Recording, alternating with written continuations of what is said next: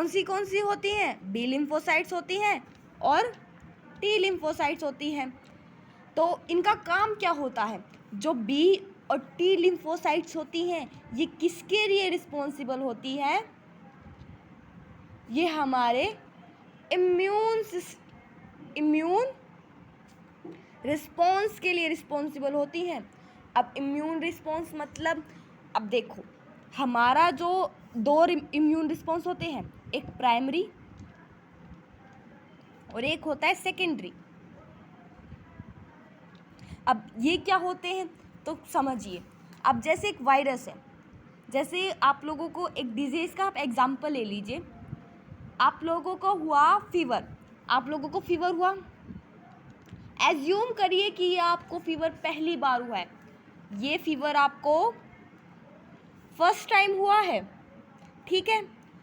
तो हमारी जो WBCs होती हैं, जो ये लिम्फोसाइट्स होती हैं, ये जो दोनों होती है, ये क्या करती हैं? ये हमारी एंटीबॉडीज़ बनाती हैं, हमारी एंटीबॉडीज़ बनाती हैं। जो भी वायरस हमारी बॉडी के अंदर एंटर करता है ये उसके खिलाफ एंटीबॉडीज़ बनाती हैं। अब फीवर है, ऐसा होता नहीं है कि आज से पहले आप लोगों को कभी फीवर हुआ नहीं हो, लेकिन आप लोगों ने कभी देखा हो, कभी नोटिस किया हो कि आप लोगों को जो पहले फीवर होता है ना, वहाँ पे आपका जो फर्स्ट टाइम फीवर होता है, जब तक आपको याद हो तो आपको फर्स्ट टाइम फीवर हुआ, वहाँ पे हम आपकी जो एंटीबॉडीज़ है, जो बी और टी लिम्फोसाइट्स हैं, ये थोड़ा सा स्लो रिस्पॉन्स करती हैं, स्लो रिस्पॉन्स करती हैं। क्यों?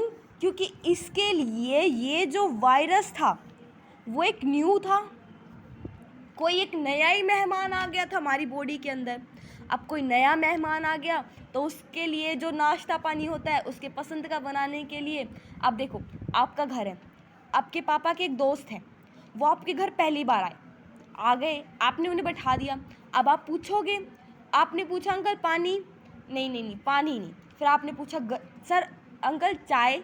अब वो बोलेंगे नहीं बेटा चाय भी नहीं, बहुत गर्मी हो रही है। अब आप बोलोगे कि अंकल कॉफ़ी? तो बोलते हैं नहीं बेटा मैं कॉफ़ी नहीं पीता। अब आप लोग क्या बोलोगे? अंकल कुछ कोल्ड ड्रिंक्स वगैरह? तो अंकल बोलेंगे नहीं बेटा कोल्ड ड्रिंक्स वगैरह मुझे अच्छी नहीं लगती। तो आप लोग क्या बोल, ठीक है अंकल आप नींबू पानी लेना पसंद करोगे? तो वो अंकल क्या बोलेंगे कि हाँ मैं नींबू पानी ले लूँगा। तो आपको पहली टाइम में, अब वही केस हमारी सेम बॉडी के अंदर है। अब जो फीवर था वो हमारा क्या था? हमारे पापा का फ्रेंड, मतलब हमारा जो अंकल था वो था, ठीक है। जो बी और टी लिम्फोसाइट्स हैं वो हम हैं, जो एंटीबॉडीज़ है वो हम हैं। अब हम सबसे पहले क्या पूछेंगे कि अब हमें थोड़ा ना पता था, इन्हें थोड़ी ना पता था कि इसे क्या दे जो ये मर जाए, और हमें थोड़ा ना पता था कि हम अंकल को क्या दे जो वो पी ले। तो इसलिए हमने अलग अलग चीज़ ऑफ़र की। तो ये स्टार्टिंग में अलग अलग एंटीबॉडीज़ ऑफ़र करती हैं कि क्या पता ये इससे मर जाए, क्या पता ये इससे मर जाए। हार थक के जैसे अंकल नींबू पानी से माने तो ये भी किसी चीज़ से माने। तो इनके लिए थोड़ा सा, जैसे जो हमें था, जो हम थे हमें भी टाइम लगा ना थोड़ा सा कि उन्हें पहचान बनाने में, वैसे इन्हें लगा कि देखते हैं कि कैसे क्या हो सकता है, कितना हो सकता है, कोई तो एंटीबॉडीज़ इसके ऊपर असर करेगी। तो यही मेरा सिंपल सा समझाने का मकसद ये है कि आप लोगों को पता चला, पहले टाइम में स्लो पता चला, तो इसका मतलब जो हमारा वो होता है, प्राइमरी रिस्पॉन्स होता है वो एक स्लो रिस्पॉन्स होता है, क्योंकि उसमें कोई भी वायरस हमारी बॉडी में नया नया मेहमान होता है, हमें उसके बारे में कुछ भी पता नहीं होता। हाँ, इसके अलावा अगर हम सेकेंडरी में आ जाते हैं, अगर हम सेकेंडरी रिस्पॉन्स में आ जाते हैं तो उसमें हम क्या देखते हैं कि अब फिर से फीवर आ गया, ठीक है।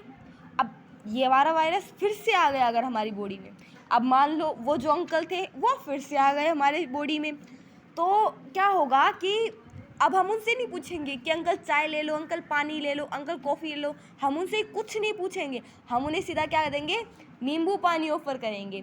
तो इसलिए ये भी फास्ट एंटीबॉडीज़ बना देंगी, हमारी बॉडी एंटीबॉडीज़ बनाना इससे देखेंगी, अरे ये तो वही अंकल आ गए हमारी बॉडी में, तो ये क्या है? उसके खिलाफ फास्ट एक्शन देंगी। तो ये क्या होता है?